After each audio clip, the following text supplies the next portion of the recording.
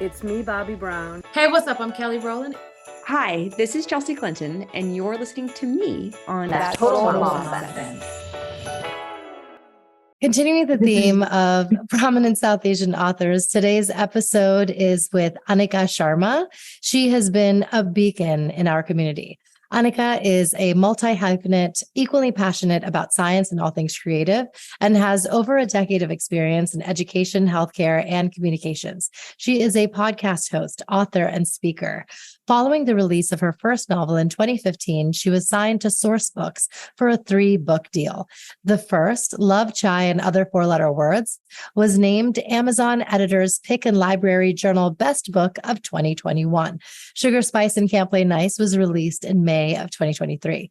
In addition to translating her lived experience as a South Asian into romcom novels, she is the co-founder and co-host of That Desi Spark podcast, one of the largest independently run South Asian podcasts in the U.S., which has led to appearances on BBC, Forbes, and Spotify's Billboard campaign.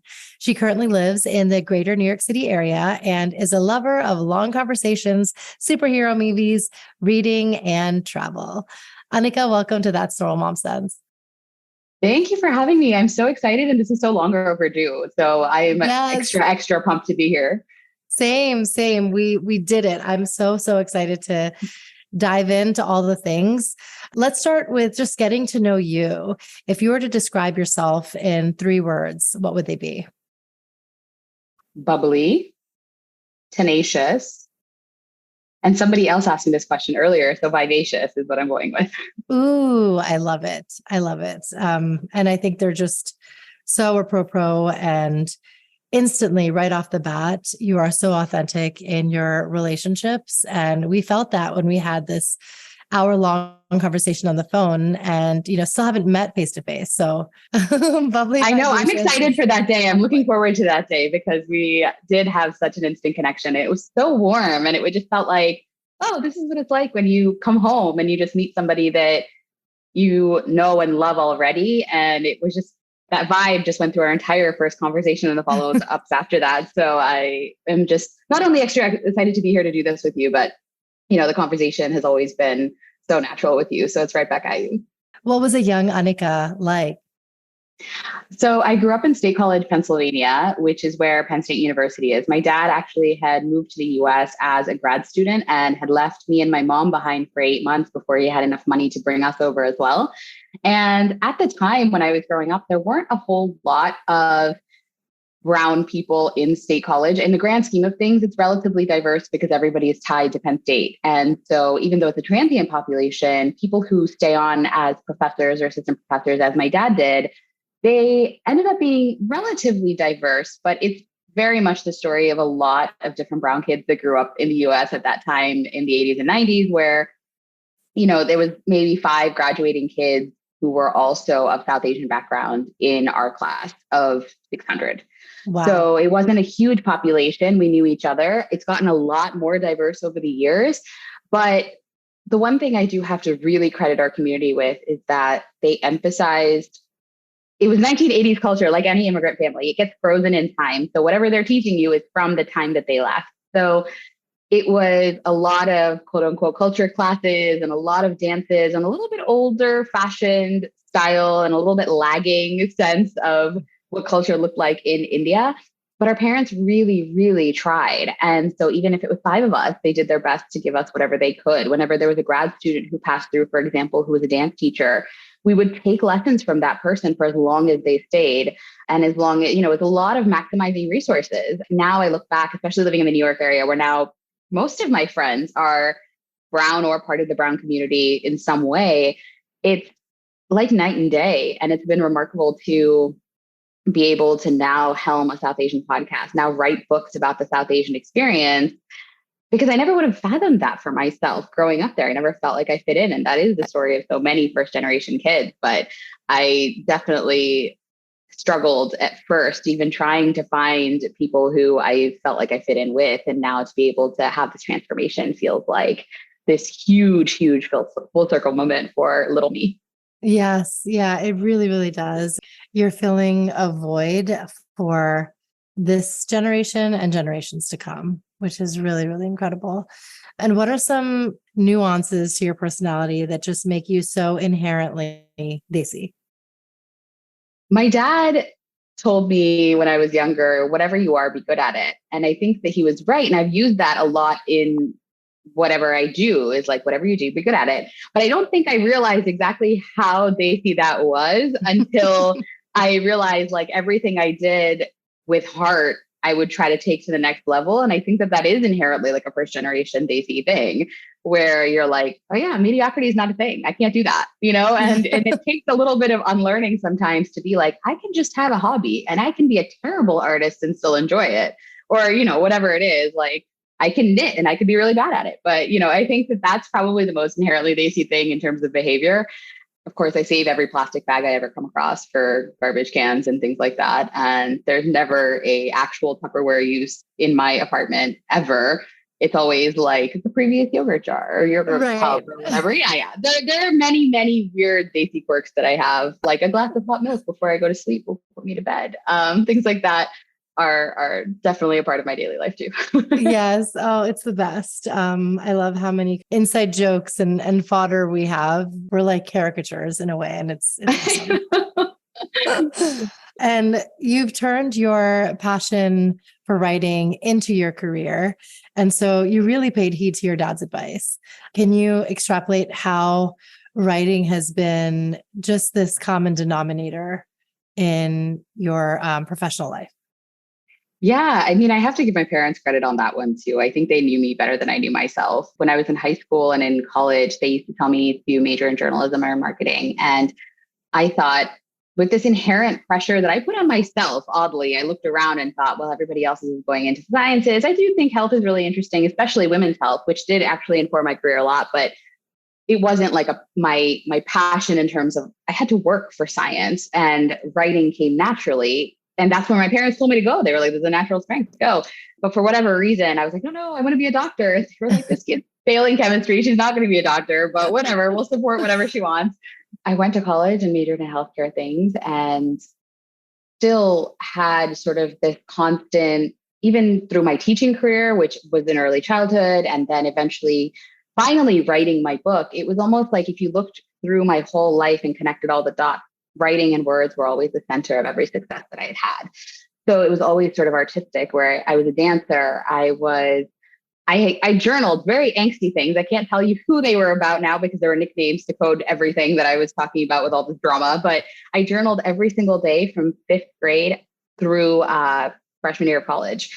So that gave me a lot of practice in just descriptive storytelling and narrative. And I read back on this and I'm like, I have no idea who these people are anymore. And I don't remember exactly what these situations are, but I can see exactly what happened. And it informed so much of the compassion and the empathy that's required for writing as well. Turning that into a career, it was not necessarily linear. There was a lot of pressure internally to do other things. But in the last, I'd say 5 years, and especially with this writing career taking off the way it did, it was like, oh, this is where I belong. And these doors are opening for me so much more naturally than they ever did with any kind of science career, any kind of corporate career, anything like that. So it's been a remarkable journey, and being able to turn writing into something, getting an agent, getting published has just been absolutely magical.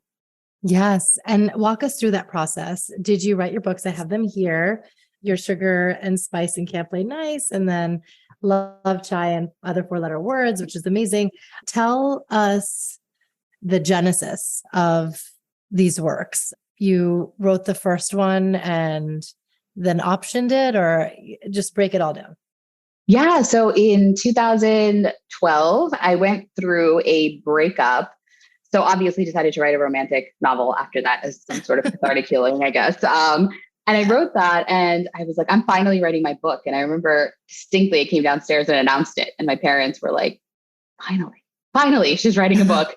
And so I wrote this manuscript, and then I had to sit on it because I was in grad school for a year for my first master's in education. And so sat on it for a year, and then I kept thinking about it, and I kept thinking, this is what I want to do. I don't know what it is, but it's calling to me. So I ended up cutting what was at the time an incredibly long manuscript in half and polishing it up and submitting it to agents. And it took me about a year to finally land mine. You submit like a pitch and a synopsis, and sample chapters to each agent. And they sometimes take a long time because you can imagine they're getting like hundreds of submissions of 3 chapters, and that's a lot of reading. So it took my agent about 8 months to get back to me. And when she did, she offered representation. And then 3 months later, I had my first deal for a book that's no longer on shelves now. It was called The Rearranged Life. And it fell under the genre now called new adults. It's like college romance. It was about an Indian girl and an American guy. And it was very cathartic. It was a lot of what was happening in my life and the lives of my friends. But then the publishing company started going downhill. So I pulled my rights. And now if you have a copy, it's basically a limited edition. But then as I was doing my MPH concurrently, my agent had taken out that work and a different manuscript out to these other editors. And this one editor wanted a story, 3-book deal about a set of Indian friends. And that was the only guideline she had. And so they signed me based on my old work for what became Love, Chai, and Other 4-Letter Words, and Sugar, Spice, and Can't Play Nice. And now this impending 3rd book that I'm working on. So it's been kind of all over the place and very cool how it became a real thing, and how, I went from a small press and this manuscript very based on my life to a 3-book deal and releasing this now and just really getting to know these characters and writing about New York, which is also, a love of my life because I feel like my whole life started here. Yes, I love it. Can you flesh out the stories for us without giving too much away about Kiran and Nash and Payal and Ayan and all that ensues? Yeah. So my first book, Love, Chai, and Other 4-Letter Words in this series follows Kiran and Nash. Kiran is an Indian transplant, and she falls for Nash, who is from Nashville, who is purposeful, but they meet in New York as neighbors and they become sort of friends to lovers slowly. And her family has gone through their own very dramatic situation with her sister, and they theoretically already lost a child. So they have their own reservation. And Nash has his own set of obstacles to face. And then the second book features Payal and Ayan. Payal is another character in Kiran's friend group. So this whole series is based around a set of 4 friends who are based in New York. They all have different kinds of backgrounds within the Indian American diaspora. Each of them gets their own love story. So book 2 follows Payal, who is a fashion designer and needs her family's financial backing to be able to get her where she wants to go. And her family is losing their company and kind of has to merge with this other family's company. And part of that deal is that the other family says, our second son's a little lost and you need to marry. We would like to make this business relationship turn into a family relationship if our children could get engaged, which is kind of normal / Bollywood-esque family relationships here in Indian culture. And there's just one problem, and that's that she already had a one-night stand with him last week and she hates the guy. So It's a sort of friends to lovers to enemies to lovers. There's a lot of drama. It was really fun to write. It reminds me of the Netflix movie Wedding Season. Oh, yeah. Actually, now that I think about it, yeah, I can definitely, they play each other a lot. Ayan also has his own purposes for saying yes to this. And Payal has her own, and they're sort of playing each other to get what they need. But, obviously they need to fall in love because that, what fun would it be? It wouldn't be a rom-com if that didn't happen. Yeah, of course. Yeah. No, I think the predictability is part of the beauty. Absolutely. We look for that. You want to have the happy ending at the end. That's beautiful. And then can you give us any insights on to what the 3rd is going to be about? Yeah, book 3 is actually about Akash, who is the sole guy in the Chai Masala Club, that group of friends. And it's a first love, second chance love story. And so I'm fleshing it out. But the 2 of them met in college, and it was a great love and a great loss. And what happens when you meet again? And are you going to face the same obstacles again? Or are you going to figure it out? I think that this one might be the most relatable in the sense that so many of us meet our exes later on in life again, and we think like, what if? And sometimes it works out and sometimes it doesn't. So what is it about timing and what is it about your personality that changes? So this one's been fun. And it's also very fun to write from the perspective of a guy, or at least a guy that I've gotten to know over 3 books, right? So It's been really, really cool to write him. I was really surprised at his reception, honestly. In book 1 and 2, a lot of readers were saying, I really love Akash, I want to read his story. So that really influenced whether he became book 3 or not. And it was because people were like, I love him. And I was like, me too. Let's write a book. Yeah. Yeah. He gets to tell his story. That's awesome. You're going to say I watch too much Netflix, but like this is similar to Sex Life Yeah. where, Oh my you God. know, Yeah. Yeah. right? That's true. Yeah. Yeah. She's just, and I mean, I will just reveal the spoiler on that is that, you know, she does get back with her ex and you never think she really needed to until things kind of unravel and people who you think were one way can actually rise to the challenge, like being a parent and being responsible and all of that. And you're like, oh, wow, I can actually see you in that light. And so, yeah, it's so interesting. I think everyone does it. We're like, I'm very happy and content in this situation, or may not be, but you always wonder, what if? Yeah, absolutely. I think also when you're younger, you have this list of things that you want and you think that they're 100% ever going to change. And then when you get older, you realize, okay, some of these things I can adjust on. Some of them are absolutely non-negotiable. And your list kind of change, the priorities change, even if the list kind of stays the same. And so it's really interesting. I've had so many friends who have gotten together with people who they had dated previously and it hadn't worked. And for whatever reason, and then now as they met them as grown adults, we're like, oh my God, you're the love of my life. And, you know, and it worked. And so I think that that's a really fun relationship to explore because then at that point, you know them when they're younger, you know them when they're older, what happens in between, what makes them the way they are, and why is it that this time it worked or it didn't work or whatever. So it's a lot of fun to write this one. Yes, best plot twist. And now, speaking of priorities, you have one very big one and a shift in your life, being a mom. And I think it's the most beautiful journey to be on because not only are you discovering all these interesting nuances and facets about your child, you're doing that rediscovery of yourself. It has been the most transformative experience, which everyone says, and I know that it's very much something that if you go through it, suddenly it makes sense whenever you didn't make sense before. Sometimes I look at her and I'm looking at her learning the smallest things. I was doing a puja the other day, prayer, and I had lit incense and I was watching her eyes go across the smoke and she was taking it in and just absolutely amazed. But then I watched her start following it down the room to the windows where it was going out. And I could see the wheels turning. Like, she's like, I don't know what that is. And I want to know. And she was kind of just so fascinated. And whenever you see that level of fascination in a little person who hasn't seen these things that we take for granted on a daily basis, it's just been so wonderful. I'm amazed by finding those moments every single day. I think it adds a lot of joy. And I think it's helped me just drop the phone or drop whatever felt like a big priority before, because I just want to watch it and take it in and experience the world through these small moments. And that's been really nice. I have felt so much more peace sometimes in those moments than I think I ever have as an adult on the grind and on this hustle and trying to, you know, get the next book deal or make the next podcast turn out really well or chase my day job or whatever it was. You know, it's just been really amazing to experience these small moments and go through them again with her. Yes, that's beautiful. I think that's exactly how you should take it in and the lens with which you should view it.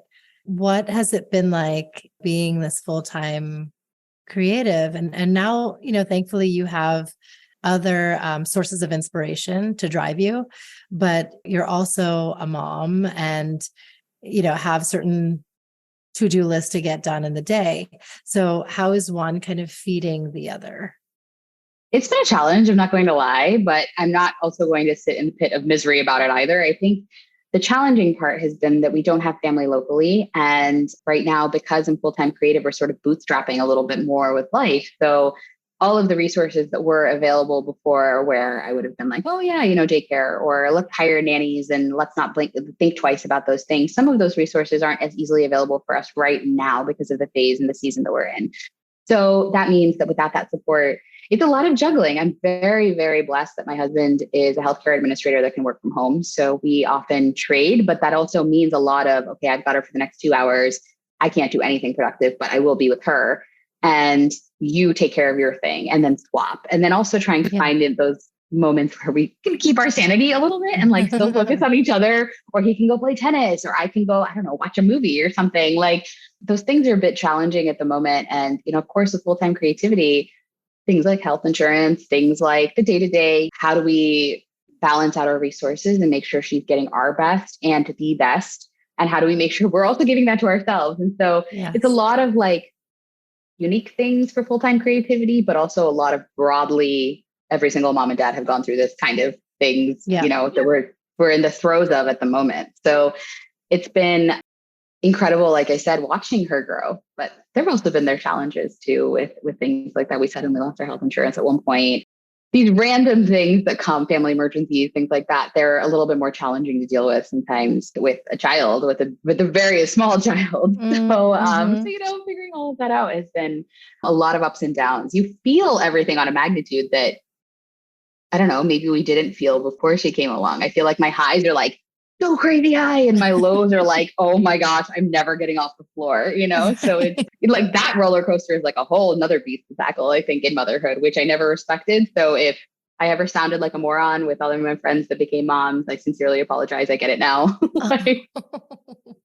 Yeah, no, I love how kind of honest and vulnerable you are about it. And I think you're doing something right in focusing on the positives more, because you can feel really inundated. And it's, of course, there's, an element of filling your cup first, but it's also a mindset thing. And you really do have insights coming from your childhood education background. So can you share any kind of tips and tricks that you're like, oh, I'm doing this with Janvi and I, knew to do this when I was with little kids in a daycare? I think the first thing that came to mind was recognizing that these milestones don't have to be met at a certain time. They are guidelines for a reason. If your child, for example, Genevieve is 5 months today and she's not completely rolling yet. She's on her way, but she's not completely there. I'm working with her because she didn't get as much tummy time as she should have needed because we had too many family around who picked her up all the time. But that was something that I was really stressed about at first. And I was like, oh my God, what did I do? Did I fail somehow? I should have known better because this is my background. I should have told people to put her down more. And I kind of had to take a step back a little bit and say, you've seen children who have turned out just fine, who have rolled at 6 months. You've seen children who have turned out just fine, who have rolled at 3.5. That's one thing that I think has been really helpful, is the perspective of being able to work with kids and recognize she's doing this at her own pace. And you just need to pay attention to her cues to follow that. If anything really hits your intuition as, oh my God, this isn't right, follow up. But other than that, if it's something like, oh, I'm not totally sure, let me do a little research, then it's probably fine. Yes. And that's given me a lot of like grounding in all of this. So I feel like I haven't been as stressed as I probably could have been as a first-time mom, only because that background really kicked in and honestly saved my life. I'm not even going to lie. In terms of anxiety, in terms of experience, it was the life jacket in sort of the sea of chaos that is new motherhood. Right. Yeah. I'm so glad you had that knowing and can tap into it. That's so great. What are some life lessons that you want to teach your Janu? Whatever you are, love it. You don't have to be the best in the world at it. You don't have to be making it a career, but whatever you do and chase, make sure you genuinely love it. Don't quit on a bad day. That's something that I read recently, and I actually have never heard of a philosophy, I think, that hits me harder than that one, is don't quit on a bad day, because we all have them. But on a good day, if you're looking around and you're thinking this doesn't give me as much joy, then there might be a situation there where you need to reevaluate. And that's something that I hope that she is able to learn by watching me and her dad and all of our loved ones, is be able to chase life fully. Don't quit on a bad day. Make that decision at a high point. As a woman, society will often try to convince you to purr. But if you're really a lioness, you're going to roar anyway. And I want her to not be afraid to do that. I want her to be ferocious. And that was something I told Sanjeev before when we were pregnant. I said, I want her to be ferocious. I don't want to teach her to purr. I want to teach her how to roar. Yeah. Oh, I love it. I mean, we are all lionesses and superhuman in our own right. And I think the moment that we realize that, we step into the world with a different sense of self-worth and confidence and purpose. And so, I mean, if you're teaching her that at the onset, like, she's going to go on to do big things. I hope so. I mean, I'm interested in hearing if you were told to be careful a lot, especially as an Indian woman, if you were told like, come from a place of fear a little bit more as a woman than a place of go do this and we'll tackle the fear as it comes. Yes. Yeah. Yeah. No, for sure. And in many different kind of avenues in my life. I remember when I was an executive producer for a television network, I was really the lone female in the boardroom making decisions. And I was still very much a nice girl and collaborative, but I knew I wanted to be heard. I would stand up when I had something to say, would have a presentation and supporting arguments and all these things. And I feel like it was an uphill battle because it was never as well received as men in the room who didn't come as prepared and didn't really have anything substantial to contribute. And it was just solely based on the fact that it was another dude, and I definitely hated that. I think many of them would have preferred if I was quieter and lost in the grand scheme of things. But I wanted to make sure that my ideas and vision was known.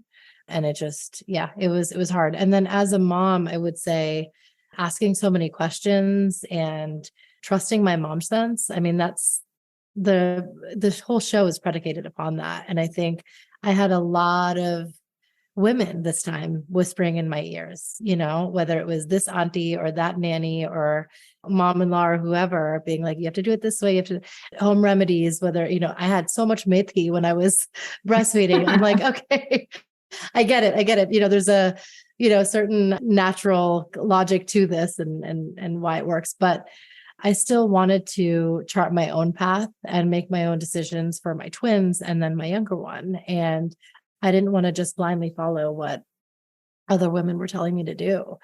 And so in that way too, I would clap back and be like, I'm going to do it this way. And even that was informed by, whether I was listening to podcasts or reading blogs or, reading my own new age parenting books about it and how I made my informed decisions. I was like, my mom sense knows what's up. I'm not going to just listen to everybody else because they're doing it.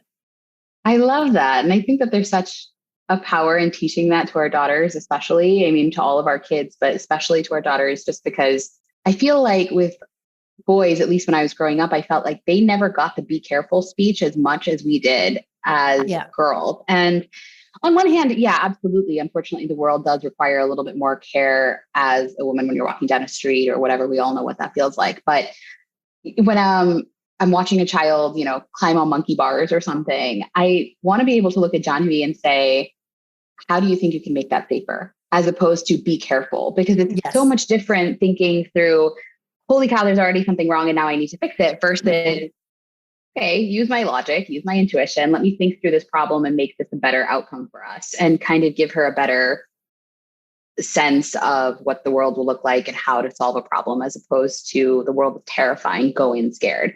And, there's just such a difference in that approach. And she's very little, but I've already caught myself starting to ask that question so that she can get used to hearing that in her head. How can we make this safer as opposed to be scared or be careful and just, operate, like all your muscles are tense. Don't worry about that. Like think through what you can do logically to make this the best situation for you. Exactly. Oh, I love that. She has a strong footing figuratively and literally because of that. Yeah. Tell us about a mom sense moment you had. A lot of them have been developmental milestones, I think. And also a lot of it was actually around breastfeeding, which I think that I was talking to a number of my cousins at a bachelorette last weekend and a couple of other moms, and they were saying, this culture of guilt still exists on how you feed your kid, no matter what it is, right? A lot of that was looking at my child and thinking I'm providing enough versus I'm providing too little, too much, not enough. What am I doing? How am I doing in comparison to everybody else? A lot of my mom sense, I think, is really just saying, okay, cut the noise, trust your gut. And so I stopped turning to social media or turning to outside resources unless there was an actual problem. And I had this rule throughout my pregnancy too, because I have a maternal health background, but I also have a tendency to know too much and freak out. So I was like, all right, we're going to have some self-imposed laws here around what you can research and what you can't. If you genuinely have no concept of the answer, you are potentially allowed to look it up from only certain resources, like the ones that your doctor actually gives you.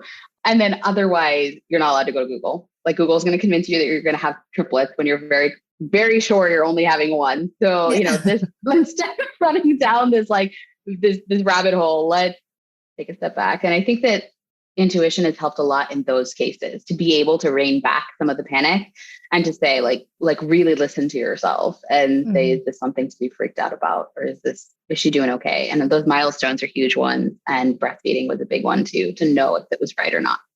What was I doing wrong? Yeah, those two spots. Yeah, that's so great. Is there a quote that you live by? I think the one that always comes to mind every single time is just not all who wander are lost. It's cliche, but it's still my favorite one of all time, I think, because what is life without a little bit of wandering? And how do you find where you're going without getting a little lost first? Oh, that's so beautiful and profound. And how you're raising Janvi, you're in that sense of wonderment and marvel, and you're doing exactly that. And you're not lost. That's really, really beautiful. And where can my listeners find you and support you and buy all your books? I am like the most millennial person ever. I will respond to every DM you send me on Instagram. And for whatever reason, if you email me, I'm more likely to miss it. So you can find me on Instagram at Annika Sharma. I am newly on Threads. I guess that's kind of a thing now too. I don't know if it's fleeting or not, but I'm there. And also on Annika Sharma on Twitter, and Annika Sharma writes on Facebook. Amazing. Oh my gosh, Annika, this was such a treat. Thank you so much for sharing your journey. And, you just brought about so many curious insights that we all have, especially when we're new parents. And so I'm glad that you are right here, right now, in this present moment to be sharing those with us. Thank you for having me. And I'm looking forward to connecting further with the listeners for this episode, but also with you, because as a friend, we've just had such a great time already together. And I'm hoping that we can change the world a podcast episode at a time, respectively. Oh, hell yes. Annika Sharma is truly a Jill of all trades, and it was wonderful to be able to dive into all the things with her, from motherhood to mental health. I think it's so important for us to have conversations, and especially within our South Asian community, because so many things are still considered stigma and taboo, whether it's navigating your health in postpartum or having a hard time breastfeeding or whatever it may be on your motherhood journey. And being a creative, like an author or writer or journalist, just adds to that, right? If you're going down a path that's not the beaten path, it's always a little harder. But believe me, it is all the more fulfilling when you pursue what you were meant to do. Annika is a testament to this. You can follow her on Instagram at Annika Sharma, and definitely go buy her books wherever books are sold. I especially loved Sugar, Spice, and Can't Play Nice, and I can't wait for her third installment. Annika, big hugs to you and baby Janu, and I will see you soon. And listeners, you can follow me where I post updates on all my incredible guests on Instagram. My handle is at Kanika Chadda Gupta. On my website, that's totalmomsense.com. And of course, wherever you get your podcast, Apple, Spotify, the show is everywhere. But be sure to subscribe, rate, and review. I can't wait to hear from you. Remember, always trust your mom sense and dad sense. Stay strong, super parents. I'll see you next time.